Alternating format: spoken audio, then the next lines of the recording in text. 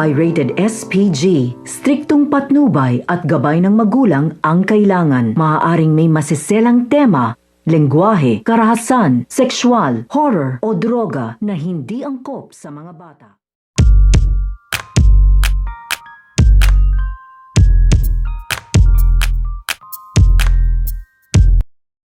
Ang pakikiusap ito nga ni Mr. Lucero dito nga kay Dr. Jill. So ito nga si Mr. Lucero ay tinawagan nga na dito ito nga si Dr. Jill upang kita nga daw sila dahil meron nga daw silang importanteng pag-uusapan. Kaya nga ito nga si Dr. Jill ay tinanong nga na dito ito nga si Mr. Lucero kung saan nga daw sila magkikita at kung kailan nga daw ito. At nung nalaman na nga ito nito nga ni Dr. Jill ay agad-agad naman itong nagtungo upang makipag-usap nga ito dito nga kay Mr. Lucero. At hindi na nga dito magpapaligoy-ligoy ito nga si Mr. Lucero at sasabihin na nga niya dito nga kay Dr. Jill na gagawa nga daw siya dito ng paraan upang mabawi nga daw na dito ito nga daw kanyang anak na ito nga daw si Gio.